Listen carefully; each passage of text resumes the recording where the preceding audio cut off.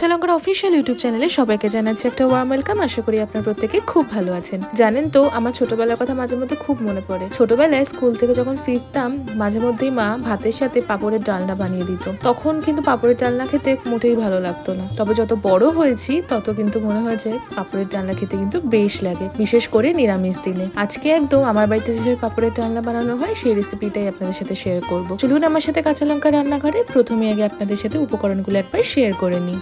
পাঁপড়ের ডালনা বানানোর জন্য প্রথমেই গোল গোল সাইজের পাঁপড় নিয়েছি। আপনারা কিন্তু যে কোনো সাইজের পাঁপড় নিতে পারেন। সাথে আমি হিং নিয়েছি, গোটা গরম মশলা নিয়েছি যেমন দারচিনি, লবঙ্গ, ছোট এলাচ, তেজপাতা, দুটো শুকনো লঙ্কা, দুটো টমেটো আমি বেটে নিয়েছি, 2 টিস্পুন আমি আদা বাটা নিয়েছি, 1 টেবিল স্পুন কাঁচা লঙ্কা বাটা নিয়েছি, 1 টিস্পুন লাল লঙ্কার গুঁড়ো নিয়েছি, 1 টেবিল স্পুন আমি জিরে গুঁড়ো নিয়েছি, 1 টিস্পুন গোটা জিরে নিয়েছি, 1 টেবিল স্পুন আমি ধনে গুঁড়ো নিয়েছি, 1 টেবিল স্পুন আমি গরম মশলার গুঁড়ো নিয়েছি, স্বাদ মতন চিনি, স্বাদ মতন নুন নিয়েছি, 1 টেবিল স্পুন আমি হলুদ গুঁড়ো নিয়েছি, 4টে চেরা কাঁচা লঙ্কা নিয়েছি। এবার আমি ডুমো করে কেটে রাখা দুটো আলু নিয়েছি। আমাদের কিন্তু এ কটাই উপকরণ লাগছে। এই কটা উপকরণ কিন্তু আমাদের বাড়িতে রোজকার রান্নাতে সবসময় ব্যবহার হয়। চলুন এবার রান্নাঘরে রান্নাটা শুরু করে ফেলি। পাঁপড়ের ডালনা বানানোর জন্য প্রথমেই আমি কড়াইতে 2 টেবিল স্পুন মতো সর্ষের তেল গরম করে নেব। তেল ভালো করে গরম হয়ে গেলেই একে একে পাঁপড়গুলো দিয়ে নেব। পাঁপড়গুলো এপিঠ ওপিঠ বেশ ভালো করে ভেজে নিয়ে আমি তুলে রাখলাম। আপনাদেরকে আগেই বলেছি আপনারা কিন্তু যে কোনো শেপের পাঁপড় ব্যবহার করতে পারেন। এবার ওই সেম তেলে আমি 1/2 টিস্পুন মতো হিং দিলাম, সাথে দিলাম গোটা জিরে, তেজপাতা, শুকনো লঙ্কা, গোটা গরম মশলা। সবকিছু মোটামুটি 1.5 থেকে 2 মিনিট ভালো করে সতে করে নেব, ভালো করে যেন তেলে ফ্লেভারটা চলে আসে। মিনিট 2 পরে আমি প্রথমেই তেলে হলুদ গুঁড়ো দিলাম, তারপর দিয়ে দিলাম লাল লঙ্কার গুঁড়ো। ভালো করে সবকিছু মিশিয়ে নিয়ে আমি টমেটো বাটাটা দিয়ে দিলাম।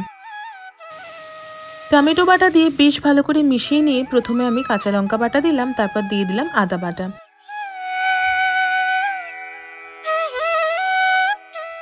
এবার টমেটোর সাথে আদা কাঁচা লঙ্কা বাটা বেশ ভালো করে মিশিয়ে কিন্তু রান্না করে নিতে হবে যতক্ষণ না কাঁচা গন্ধটা যাচ্ছে। আমি কিন্তু পাঁপড়ের ডালনাটা একদম নিরামিষ ভাবে বানাচ্ছি। যদি আপনারা কেউ মনে করেন আপনারা কিন্তু রসুন আর পেঁয়াজের ব্যবহারও করতে পারেন। ভালো করে কষিয়ে নেবার পর দেখবেন তেল ছাড়তে শুরু করছে। এবারে আমি ছোট ছোট করে কেটে রাখা আলু টুকরোগুলো দিয়ে দিলাম। আলু দিয়ে মশলার সাথে বেশ ভালো করে কষিয়ে নেব আমি আরো 2 থেকে 3 মিনিট মতন। অন্যদিকে আমি পরিমাণ মতো জল গরম করতে বসিয়ে দিলাম। এইবার আমাদের গুঁড়ো মশলাগুলো দিয়ে দেবার পালা। প্রথমেই দিলাম ধনে গুঁড়ো, তারপর দিয়ে দিলাম জিরে গুঁড়ো।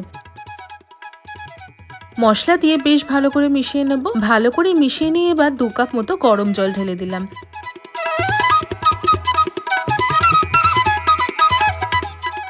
ঝোল ফুটে এলে চেরা কাঁচা লঙ্কা দিয়ে দিলাম। চেরা কাঁচা লঙ্কা দিলে কিন্তু ভীষণ সুন্দর একটা ফ্লেভার আসে। এটা অবশ্য অপশনাল, আপনারা যদি চান আপনারা কাঁচা লঙ্কা নাও দিতে পারেন। এবার আমি সামান্য একটুখানি নুন দিয়ে দিলাম, সাথে দিলাম স্বাদ মতন চিনি। যেহেতু এটা নিরামিষ রান্না তাই চিনিটা একটু বেশি পরিমাণেই আমি ব্যবহার করছি।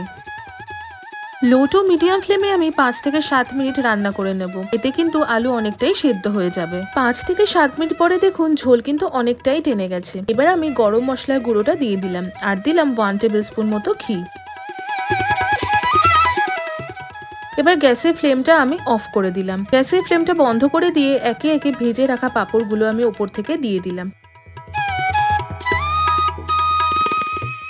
ভেজে রাখা পাঁপড়গুলো দিয়ে 5 থেকে 10 মিনিট কিন্তু পাঁপড়গুলো ঝোলের সাথে আমি মিশিয়ে রাখবো বা একটু ভিজিয়ে রাখবো। এবার আপনাদের অনেকের মনে প্রশ্ন জাগতে পারে যে পাঁপড়টা দিয়ে কেন ফোটালাম না। আসলে পাঁপড় কিন্তু ভীষণ নরম আর ভীষণ তাড়াতাড়ি ঝোল টেনে নেয়, তাই সবসময় রান্না হয়ে যাবার পরই পাঁপড়টা দেবেন, দিয়ে একটু পাঁপড়টা 5 থেকে 10 মিনিট ভিজিয়ে রেখে দেবেন। তাহলে কিন্তু খুব ভালো লাগবে খেতে। পাঁপড় গলেও যাবে না, অথচ খেতেও খুব ভালো লাগবে। এই পাঁপড়ের ডালনাটা গরম গরম রান্না করে খেতে কিন্তু বেশি ভালো লাগে। 5 থেকে 10 মিনিট হয়ে গেছে, দেখুন আমাদের পাঁপড়ের ডালনা কিন্তু একদম তৈরি হয়ে গেছে।